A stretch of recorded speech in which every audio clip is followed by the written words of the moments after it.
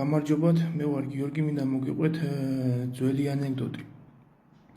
ავტოკატასტროფაში მოყვება ორი მამაკაცი, ერთი ახალგაზრდა არის, მეორე ცოტა ხნიერი. წაიყვანს სასწრაფო ამ ორივეს და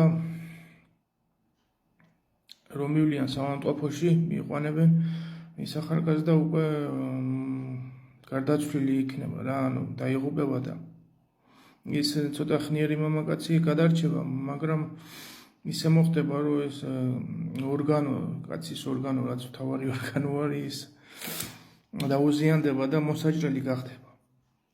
მოჭრიან ამას და ახლა რა უნაქნან ახალგაზრდა რომ მოკვდა იქ დაიღუპა, იმას მოაჭრიან და ამას მიაბავენ რა, ასეთ ოპერაციას გაუკეთებენ.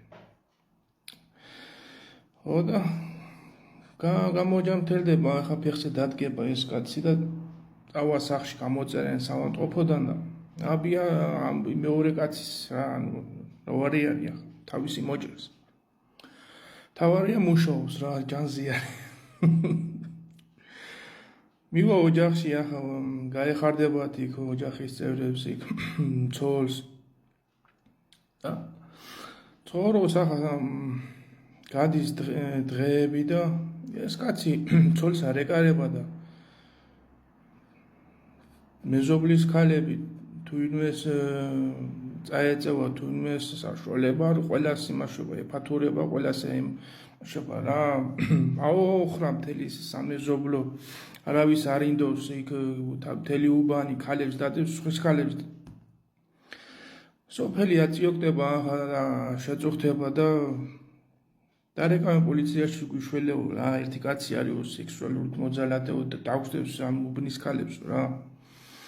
არ გვაყენებს რა, არ გვაწიოკა. მოვა ახლა პოლიცია და დაიჭერენ ამ კაცს. და ეკითხებიან რა იყო, რამ გადაგრიაო, იმარაო, სხვის ქალებსო დადეო, აქაო, უბნის ქალებსო, არავის არ ინდოფო. აგერ ცოლი ყოლიაო და რატო ღალატობო ცოლს, რატო იმაშვებია, იქცევიო. ახლა ეს უხსნის პოლიციელს, რომ რატო და ასე მოხდა ავარიაში მოყევიო, ეს სხვისის მომაბესო და ამ სხვისის საუხეთიო, ჩემ ცოლს ვარ მივეკარებიო. დავდივარ და სხვის ქალებთან, აპა ჩემ ცოლთან რა მივეკარებიო. ასე არის. თუ მოგეწონათ, კიდე მოგიყვებით სხვა ანეკდოტებს.